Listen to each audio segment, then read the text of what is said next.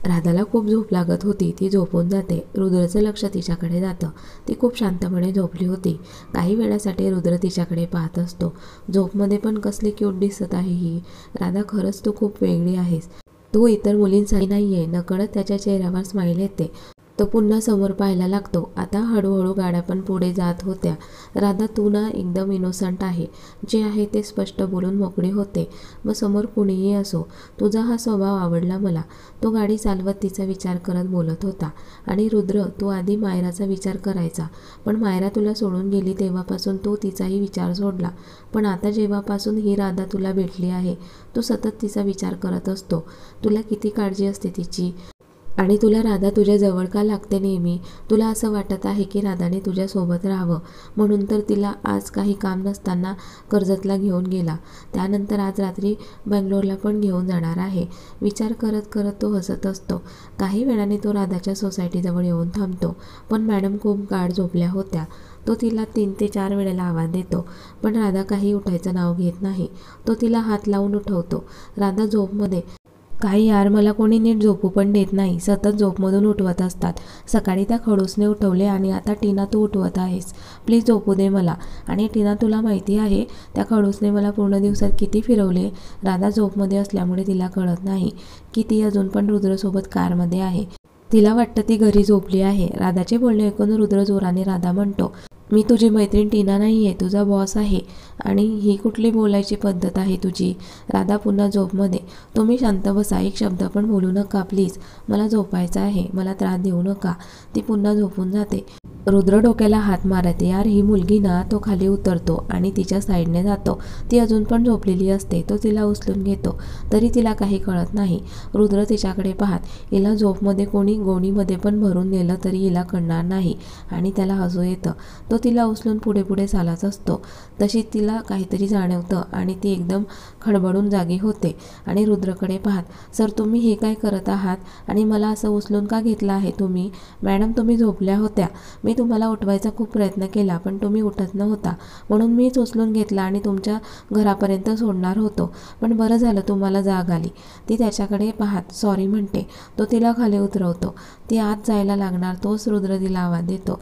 तशी राधा थांबते. आपल्याला बंगलोरला जायचं आहे, लक्षात असू दे. आणि बॅग पॅक करून ठेव तुझी. Yes sir. आणि ती निघून गेली. रुद्र पण हसत कारमध्ये बसला आणि घरी जायला निघाला. राधा बेल वाजवते तशी टीना दरवाजा ओपन करते. टीना राधाकडे पाहत, काय गं, कुठे गेली होतीस. आज तर सुट्टी होती ना. राधा पळत आल्यामुळे तिला दम लागला होता. ती पटकन बॉटल घेते आणि पाणी पिऊ लागते. अर्धी जास्त बॉटल पाणी पिऊन घेते. अगं हळू. राधा, पण तू होतीस कुठे. राधा चेअरवर बसत, अगं मी रुद्र सरांसोबत कामानिमित्त कर्जतला गेले होते. तिचं बोलणं ऐकून टीना आणि रूममधून येणारी मयुरी दोघे सोबतच काय म्हणाल्या. राधा त्या दोघींकडे पाहत, एवढं ओरडायला काय झालं. अगं सरांचं महत्त्वाचं काम होतं आणि मी त्यांची असिस्टंट असल्यामुळे त्यांच्यासोबत जावं लागले. अगं पण सुट्टीच्या दिवशी कोणी काम करतं का. राधा तोंड वाकडं करत, ते आपल्या सरांना कोण सांगणार ना. मुळात राधा तू गेलीस का त्यांच्यासोबत. अगं टीना, अशी काय करतेस. प्रश्न नोकरीचा आहे माझा. मी गेले नसते तर त्यांनी नोकरीवरून हाकलून दिले असते मला. आणि मला एवढा चांगला जॉब असल्या कारणामुळे गमवायचा नाही आहे. यार काहीही म्हण, पण प्रशांत सर आणि रुद्र सरमध्ये खूप फरक आहे. प्रशांत सर समजून घ्यायचे. हे रुद्र सर आपल्याला समजूनच घेत नाही.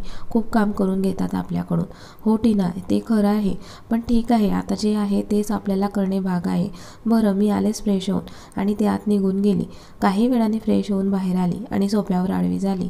टीना पुन्हा राधाकडे पाहत, राधा तू नक्की कामासाठी सरांसोबत गेली होतीस ना. त्या खडूसने तुला काही त्रास तर नाही ना दिला. टीना, तू काहीही विचार करू नकोस. असं काहीही झालं नाहीये. सरांनी मला अजिबात त्रास दिला नाहीये. अगं पण जेवढं रुद्र सरांबद्दल ऐकून आहोत, त्याला दररोज एक मुलगी रात्री लागते त्याच्यासोबत. राधा एकदम शॉक लागल्यासारखी टीनाकडे पाहत, अगं हे काय बोलते तू.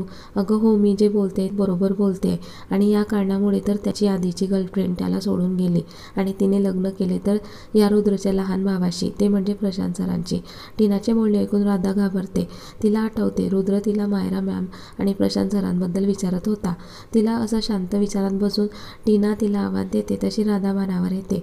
राधा, काय झालं, एवढा कसला विचार करते आहे.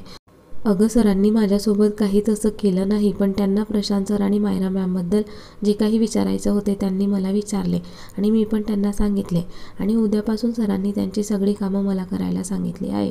राधा हे ठीक आहे, पण रुद्र सर जर काही चुकीचे वागले तर आम्हाला नक्की सांग. हो बाई, तुम्हाला नक्की सांगेल, ती हसत म्हणाली. मयुरी पण राधाकडे पाहत, काळजीने राधा तू सरांपासून सांभाळून राहा. या मोठ्या माणसांचं सांगता येत नाही कधी त्यांच्या मनात काय विचार येईल. अगं हो हो, आणि अजून एक, मला सरांसोबत कामानिमित्त बँगलोरला जायचं आहे. ते स्वतः मला घ्यायला येणार आहे. राधा तू जा सरांसोबत, पण तुझी काळजी घे. त्यांच्या मनात वेगळे काही तुला जाणवले तर सावध हो. मयुरी आणि टीनाला माझ्याबद्दल किती काळजी आहे हे राधाला मनातून खूप बरं वाटत होतं. राधा असून हो हो नक्की मी तुम्हाला सांगेल.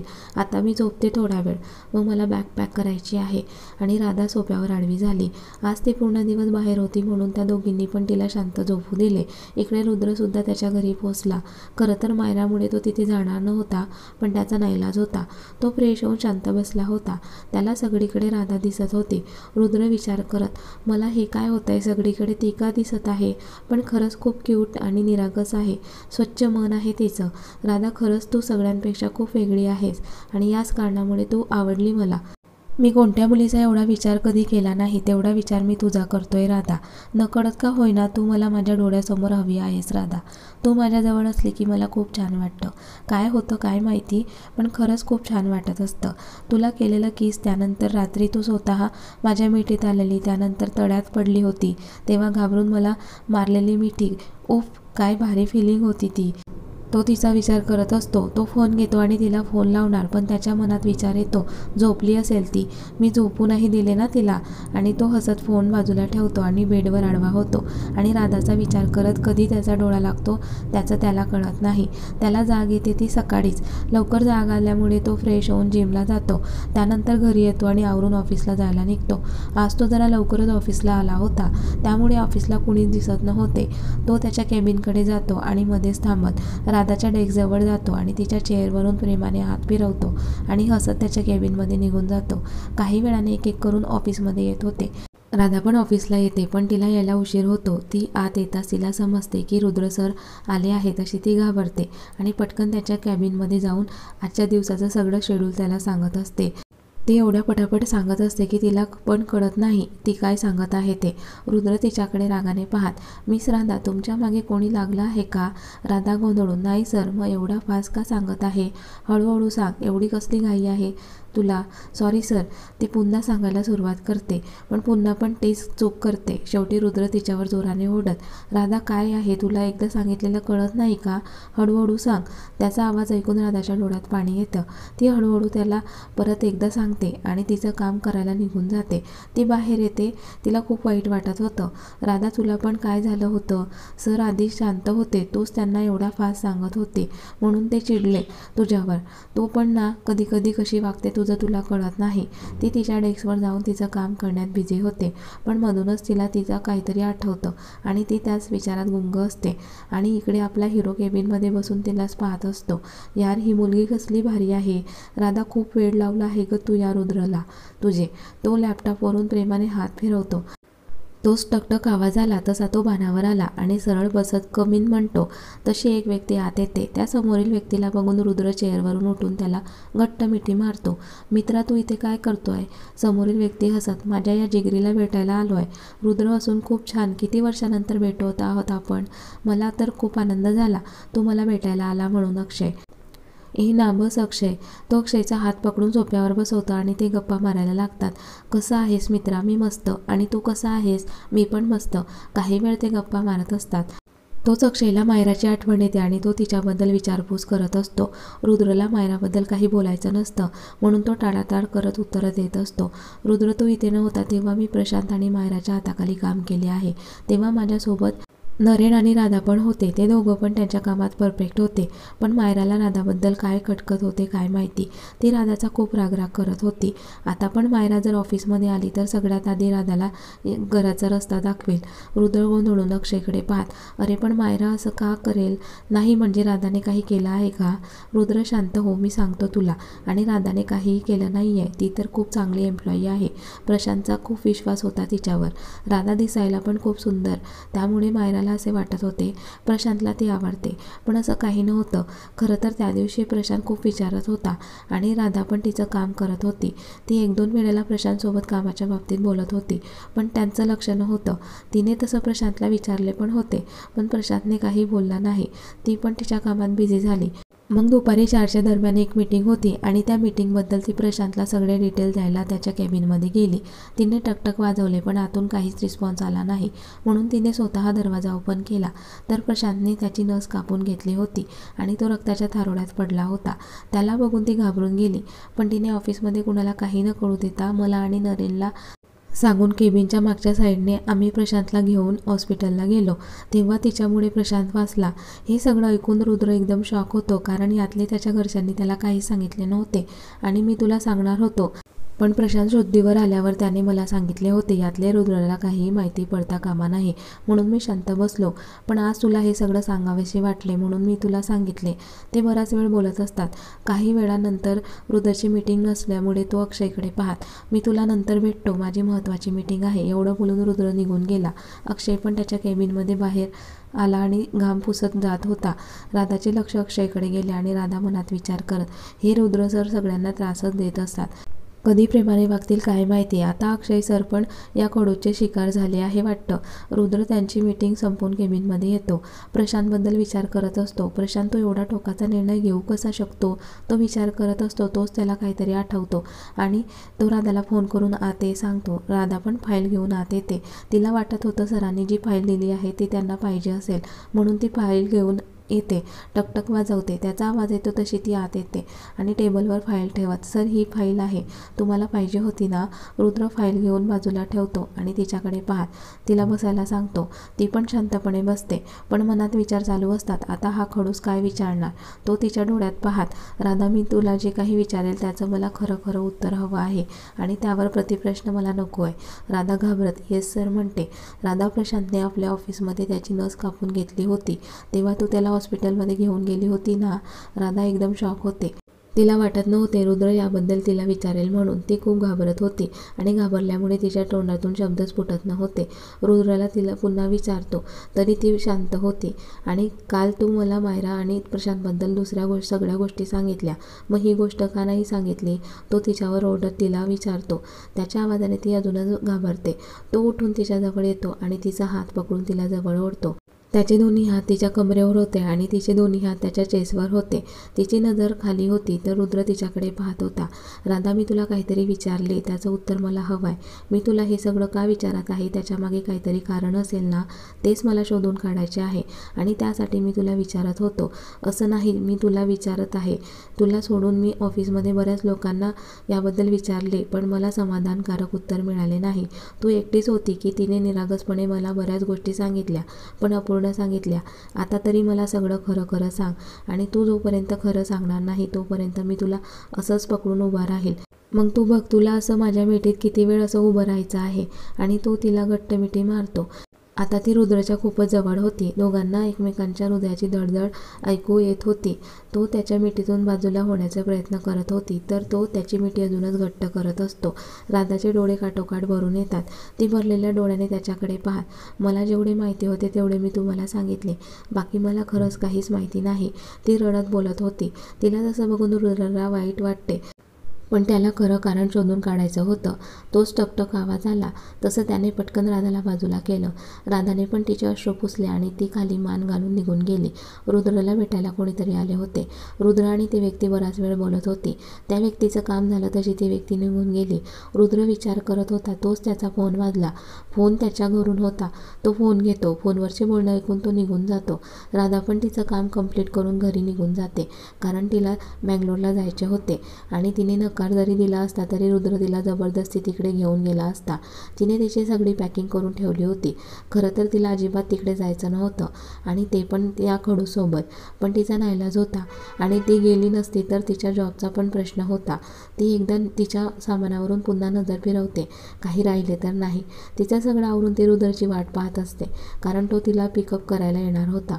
तोच तिच्या मोबाईलला मेसेज येतो, मुंबई एअरपोर्टला कॅब करून ये. राधाला त्याचा खूप राग येतो, पण पण बिचारी जायला निघते. तशी तिच्या मनात धाकधूक होती, कारण ती पहिल्यांदा अशी तिच्या बॉससोबत बाहेर जाणार होती. कारण प्रशांत सर असताना ती कधीच अशी बाहेर गेली नव्हती.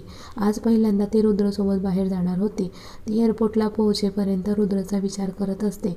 काही वेळाने तिथे पोहोचते आणि रुद्रला कॉल करते, पण तो उचलत नाही. म्हणून त्याला मेसेज करते, रीच. तिकडनं रिप्लाय आला, ओके. ती त्याची वाट पाहत एका ठिकाणी थांबली होती.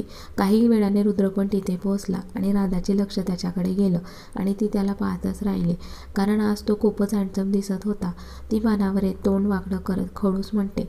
तोच एक व्यक्ती तिला बोलायला येते आणि तिचं सामान घेऊन रुद्रजवळ येते. ती पण त्या व्यक्तीच्या मागे चालत जात रुद्रजवळ येते. रुद्र आणि राधा एअरपोर्टवरील सगळी प्रोसेस कंप्लीट करून एका ठिकाणी बसलेले होते. पण एवढ्या वेळात राधाने त्याच्याकडे एकदा पण पाहिले होते आणि याचा रुद्रला खूप राग आला होता. ती तिथले एक मॅगझिन घेते आणि वाचत असते. रुद्र मात्र मोबाईलकडे पाहत तिच्याकडे पाहत असतो. तो तिच्या शेजारी जाऊन तिच्यासोबत महत्त्वाचं बोलत असतो, पण राधा शांत असते. रुद्रला राग येतो तसा तो हळू आवाजात तिच्यावर ओरडतो, राधा, तू एवढ्या मोठ्या कंपनीमध्ये जॉब करते, माझ्यासारख्या हुशार व्यक्तीच्या हाताखाली काम करते, पण अशी वेंधळ्यासारखी का वागतेस? मला तेच कळत नाही. राधा रागाने त्याच्याकडे पाहत, मी काय केले आहे? तुम्ही मलाच का बोलत असतात? हे बघ, माझ्यासोबत आवाज वाढवून बोलायचं नाही. तशी ती खाली पाहत त्याला सॉरी म्हणते. आणि आपण बँगलोरला जातोय, तुला नाही माहिती का तिकडे कसे कपडे घालतात? आता राधाला खूपच राग येतो. सर, मी तुमच्यासोबत बँगलोरला येते म्हणून तुम्ही सांगणार नाही आहे मी काय घालायचं आणि काय नाही. माझी चॉईस, मी काहीही घालणार. तुम्ही कोण मला सांगणारे? आणि या कपड्यांमध्ये काय वाईट आहे? माझ्या परीने मला जे आवडते ते मी घातले आहे आणि तुमच्यासारखे महागडे कपडे घ्यायला माझ्याकडे एवढे पैसे नाही. माझ्या बजेटमध्ये बसतील तेवढ्याच पैशांचे मी कपडे घेते. तिला त्याचं बोलणं ऐकून खूप राग आला होता आणि तिला भरून पण आले होते. बोलता बोलता तिचे अश्रू गालावरून खाली ओघळून लागले, पण तिने स्वतःला सावरले आणि चेहरा दुसऱ्या दिशेने वळवला. पटकन अश्रू पुसले. त्याला तिच्याबद्दल वाईट वाटले, पण ती एवढं त्याला बोलून गेली त्याचा त्याला खूप राग आला होता. कारण आजपर्यंत त्याला असे उलटे उत्तर देऊन कोणीही बोलले नव्हते. तो पण काहीच न बोलता शांत होतो. काही वेळाने त्याची फ्लाईट होती. ते दोघं आत जाऊन बसले. राधाचा फ्लाईटचा पहिला प्रवास होता, पण रुद्रमुळे ती नाराज होती म्हणून तिला आनंद पण घेता आला नाही. रुद्र मात्र पूर्ण वेळ तिच्याकडे पाहत होता. 2 तासाने ते बँगलोरला पोहोचले. तिथे त्याने एका हॉटेलमध्ये दोघांसाठी रूम बुक केल्या होत्या. नेहमीप्रमाणे ही हॉटेल पण खूप मोठी होती, पण आपल्या मॅडम नाराज असल्यामुळे त्यांनी आजूबाजूला पाहिले नव्हते. ती रूममध्ये आल्या आल्या फ्रेश होते आणि बेडवर पडते. इकडे रुद्र पण फ्रेश होऊन सोफ्यावर बसतो. त्याला राधाची आठवण येत होती, कारण त्याच्या बोलण्यामुळे ती खूप नाराज होती आणि ती रडली पण होती. याचं त्याला खूप वाईट वाटत होतं. तो कसलाही विचार न करता त्याच्या रूममधील फोनवरून तिला फोन करतो. राधा विचार करत, आता इथे रूममध्ये मला कोणी फोन केला असेल? त्या खडूसने जर नाही न केला असेल? ती उठून पटकन फोन घेते. ती हॅलो बोलायच्या आत तिकडनं त्याचा करारी आवाज येतो, माझ्या रूममध्ये ये. एवढं बोलून तो फोन ठेवतो. इकडे राधा फोन ठेवत, देवा, कुठे फसले मी या खडूच्या तावडीत? जरा म्हणून मोकळा श्वास घेऊ देत नाही. आता त्याच्या रूममध्ये का बोलावतोय हा खडूस? इथे रात्र झाली आहे आणि या खडूसला बोलायला दिवस निघाला आहे वाटतं. खरंच कसला मूर्ख आहे ना हा. ना झोपू देतो ना काम करू देत. नेहमी त्याच्या इन्स्ट्रक्शन फॉलो करा म्हणतो. ती पाय आपटत त्याच्या रूमजवळ येते. तशी ती खूप घाबरली होती, कारण एवढ्या रात्री त्याने का बोलावले असेल तिला कळत नाही आणि तिला टीनाचे बोलणे पण आठवते आणि ती अजूनच घाबरते. राधा, तू आतमध्ये नाही गेली तर हा खडूस बाहेर येऊन तुला उचलून घेऊन जाईल. त्यापेक्षा तू नॉर्मल हो आणि आतमध्ये जा. ती एक दीर्घ श्वास घेते आणि बेल वाजवते. तो बेलचा आवाज ऐकून पटकन दरवाजा ओपन करतो आणि तिला आत बोलावतो. ती पण घाबरत आत येते. तिचं लक्ष टीपॉयवरील वाईनच्या बॉटलकडे जातं आणि तिला धडकी भरते. तो जाऊन सोफ्यावर बसतो. ती शांत उभी असते. शेवटी न घाबरता त्याला विचारते, सर, काही काम होतं का? मला काही काम असो, तुला किती वेळा सांगितले आहे मला प्रतिप्रश्न करायचा नाही. ती खाली बघून त्याला सॉरी म्हणते. सर, तुमचं काम नसेल तर मी जाऊ का? मी सांगितले का तुला जायला? ती नाही म्हणून मान हलवते. रुद्र तिच्याकडे पाहत, आणि तू एवढी का घाबरत आहेस? मी काय तुला खाणार नाहीये? तुझ्या मनात काही वेगळे विचार आहे का? रुद्र असून तिच्याकडे पाहत बोलतो. त्याला असताना बघून राधा रागाने त्याच्याकडे पाहत, सर, एक गोष्ट आधीच क्लिअर करते, तुम्ही जो विचार करत आहात तो विचार माझ्या मनात कधीच येणार नाही, कारण माझ्यावर लहानपणापासून चांगले संस्कार झाले आहेत. तिचं बोलणं ऐकून रुद्राला राग येतो आणि तो तिच्याजवळ जाऊन उभा राहतो, तिच्याकडे पाहत. मग तुला असं म्हणायचं आहे का माझ्यावर खूप वाईट संस्कार झाले आहे? त्याला एवढ्या जवळ बघून काय बोलावं तिला काहीच कळत नाही. तो तिला खूप जवळून न्याहाळत होता आणि राधा पूर्णपणे घाबरली होती. घाबरल्यामुळे ती थरथर कापत होती. तिचे डोळे भरून आले होते. ते बघून रुद्र स्माईल करतो आणि बाजूला होतो. त्याच्या बॅगमधील लॅपटॉप काढतो आणि तिच्या हातात देत, यात एक प्रेझेंटेशन आहे, ते तू नीट सेट कर. राधा काही न बोलता तिच्या रूममध्ये निघून जाते. तिच्या रूममध्ये येता दरवाजा बंद करून तिथेच खाली बसते आणि रडू लागते. तिला काहीच कळत नव्हते. तिला आतापर्यंत रुद्रचा स्वभाव ओळखता आला नव्हता. ती हुदके देत रडत असते आणि इकडे रुद्र तिचं निरागस रूप आठवून हसत होता. राधा, तुझ्या प्रेमात वेडा झालोय मी. तुला त्रास द्यायला मला आवडत नाही, पण तू कधी कधी वेगळा विचार करते आणि त्यामुळे मी तुझ्यावर ओढत असतो. पण राधा, काहीही म्हण, तू आवडली आपल्याला. तू इतर मुलींप्रमाणे नाही आहे. इतर मुली पैशांच्या पुढे मागे पडत असतात, पण तुला मात्र तुझ्या मेहनतीचे पैसे पाहिजे आहे. पण राधा, मला तू हवी आहेस आणि तू कधी प्रेमाने बोलशील, मला कधी जवळ घेशील, मी खूप आतुरतेने वाट पाहत आहे. कधी तो दिवस उजाडेल देवा. आणि या मायराने जो काही घोळ घालून ठेवला आहे त्यामुळे आमच्या फॅमिलीमध्ये सगळे इकडे तिकडे झाले आहे. माझा लहान भाऊ, त्याच्या तब्येतीमध्ये काही सुधारणा नाही आहे. मायरा यांच्या आधी सगळे किती हॅपी होतो आम्ही, पण मायरामुळे आमचा सुखी परिवाराला वेगळं व्हावं लागले. मायरा, तू तुझी उलटी गिनती सुरू कर. आता रुद्र आला आहे आणि ह्या रुद्रसोबत जो वाकडा वागतो, रुद्र पण त्याच्यासोबत वाकडेच वागतो. तो बेडवर आडवा होतो. त्याला आता राधाची आठवण येते, कारण विचारीला त्याने हर्ट केले होते. तो तिचा विचार करत झोपून जातो. इकडे राधा पण रडून रडून झोपून जाते. बघूया बँगलोरला रुद्र आणि राधामध्ये अजून काय काय घडतं पुढील भागात. आणि कथेचा हा भाग कसा वाटला कमेंट्स करून नक्की कळवा. आणि व्हिडिओला लाईक, शेअर आणि लाईव्ह मराठी स्टोरी चॅनलला सबस्क्राईब करायला विसरू नका. धन्यवाद.